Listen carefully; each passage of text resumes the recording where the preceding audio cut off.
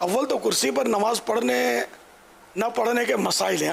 زمین پر جو ایک معمول کے مطابق سجدہ کیا جاتا ہے، جو جنرل لوگ کرتے ہیں سجدہ، تو وہ سجدہ حقیقی کہلاتا ہے.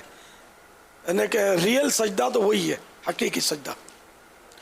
لیکن بعض مجبوریاں ہیں کہ وہ حقیقی سجدے پر جیسے اب وہ اس میں قدرت نہیں ہے اس کی، یہ کر نہیں پا رہا، یا کرتا ہے تو سخت درد ہوتا ہے، کوئی اس طرح کا اس کو عذر ہے، تو اب یہ سجدہ ساقط ہوتا ہے نا، معاف ہو جاتا ہے. جب سجدہ اس کو معاف ہو گیا، حقیقی سجدہ، تو اب اس کا قیام جو ہوتا ہے نا، کھڑا ہو کر یہ قیام، یہ بھی فرض ہے، تو یہ بھی معاف ہو جائے گا. قیام بھی اب ساقط ہوا، معاف ہوا. تو اب یہ کہ زمین پر بیٹھ کر پڑھے یہ بہتر ہے.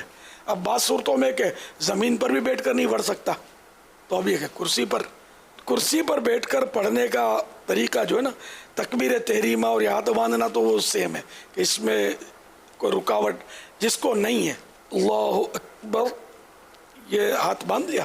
اب یہ جو بھی پڑھنا ہے سورہ فاتحہ وغیرہ یہ پڑھیں. اب رکوع اور سجدہ اس میں تھوڑا دھیان رکھنے کا. اچھا، رکوع کا تعلق یہ جو اشارے سے نماز کہلاتی ہے.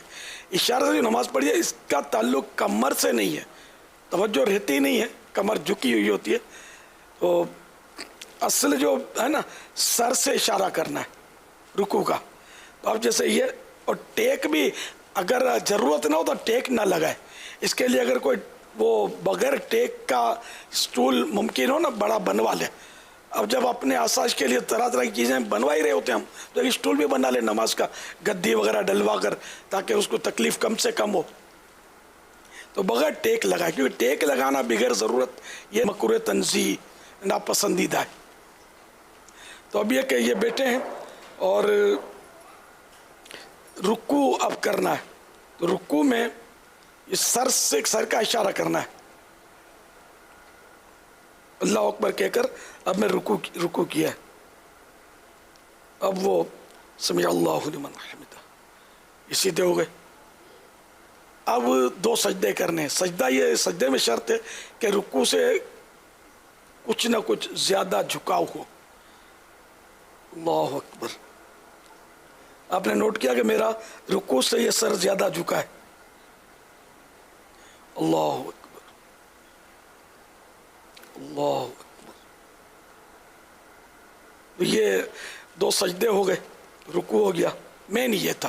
اب وہ دوسری رکعت، پھر تحیات اور سلام پھیرنا، یا 4 رکعتیں. تو مین اس کا مطلب ہے یہ دھیان رکھنا ہے کہ رکوع اور سجدے میں بس فرق ہو جھکنے میں. اگر رکوع جتنا ہی سجدے میں جھکیں گے نا تو نماز نہیں ہوگی، یا رکوع سے کم جھکے تب بھی نہیں ہوگی. یہاں پر میری سنت سے عرض ہے کہ اس کی بھی وضاحت فرما دیں کہ بعض لوگ ہاتھوں کو یہ آگے نکالتے ہیں، یعنی سجدے میں نا، سجدے اور رکوع میں تھوڑا سا یوں ہاتھ آگے کرتے ہیں. اس حوالے سے نہیں، وہ نارمل ہی، اس میں کوئی اس طرح نہیں. بلکہ اب تو یہ بھی ٹیکنیک نکلی ہے کہ کرسی اس طرح بنتی ہے کہ اس پہ یہ ماتھا رکھتے ہیں. غیر ضروری ہے، حاجت ہی نہیں ہے اس کی، بیکار خرچہ کرتے ہیں. اور مطلب عوام میں غلط مسئلے کی تشہیر ہوتی ہے کہ بھائی اشارے سے نماز میں یہ آگے یوں سپورٹ بنایا جائے. وہ آگے ہاتھ نکالنا وہ یوں ہونا کہ جیسے زمین پر جیسے ہاتھ رکھتے ہیں نا، اشارہ جیسے زمین کی طرف چلے گئے، تو یوں جیسے کہ رکوع میں یہاں تک، رکوع میں گھٹنے پر ہاتھ تھا، تو اب چونکہ سجدے میں زمین پر ہاتھ ہوتا تو یہ آگے ہاتھ لے جاتے ہیں، تو اس لیے یہ آگے ہاتھ شاید اس لیے نکالتے ہیں. غلط فہمی ہے، اس کی حاجت نہیں ہے. حسب معمول یہ رانوں پر ہی ہاتھ رہیں اور یوں ہی رکوع اور سجدہ کرنا ہے. بس وہ کمر جیسے میں نے جھکا دی، کمر جھکانے نہ کمر سے تعلق نہیں ہے، اشارے سے نماز کا یہ ذہن بنا لیں. تو یہ جیسے یہ رکوع، اب یہ سجدہ، تھوڑا سر زیادہ یاد نہیں رہتا، وہ زیادہ جھک جاتا ہے آدمی. لیکن جھکنا تو پھر بھی پایا گیا، لیکن اتنا بھی اگر جھکتا نا کہ تھوڑا رکوع کے لیے اس سے تھوڑا زیادہ سجدے کے لیے، تو یہی کافی ہے. مین یہی رکوع اور سجدے کے اشارے میں دھیان رکھنا ہے. باقی یہ زائد یوں اور یہ ورزشیں کرنی ہے تو فزیو تھراپسٹ کی خدمات حاصل کریں، नमाज उसी तरह पढ़ें जिस तरह हमको शरीयत ने हुक्म दिया। रुकू से खड़े होते हैं हम तो उसको, जो नॉर्मल बंदा खड़ा होता है अकोमा कहते हैं उसको। अब ये जो दरमियान में बहुत सौ को ये देखा गया और बताया भी गया कि ये जो रुकू से ऊपर होते हैं सजदे में जाने के लिए, तो इसमें भी ये थोड़ी सी गड़बड़ कर जाते हैं कि इसमें फौरी तौर पर वही जो करते हैं ना उस अंदाज में ये लोग कर रहे होते हैं। तो इसमें भी फरमा दें कि वक्फा देना होगा।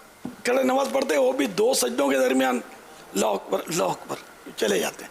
तो ये तो 2 सजदों के दरमियान बैठने को तो जलसा कहते हैं, कमर सीधी हो और कम से कम 1 सुबहान अल्लाह जितना वो ठहरा रहे, हरकत ना करे, ठीक है ना। और इसी तरह रुकू के बाद भी ये बैठे बैठे पढ़ें, इशारे से पढ़ें, इसमें भी ख्याल रखना है कि इशारे से भी पढ़ें तो रुकू के बाद बिल्कुल सीधा 1 सुबहान अल्लाह की मिक़दार में 1 सुबहान अल्लाह कह लें, इतनी देर तक ये रुकू के बाद जो सीधा रहना है बैठे बैठे भी। सिर्फ 2 सजदों के दरमियान भी सीधा बैठना है 1 सुबहान अल्लाह कहने जितना। कि ये तो वाजिब बातें हैं, तादील अरकान इसको कहते हैं, इनका भी ख्याल रखना है।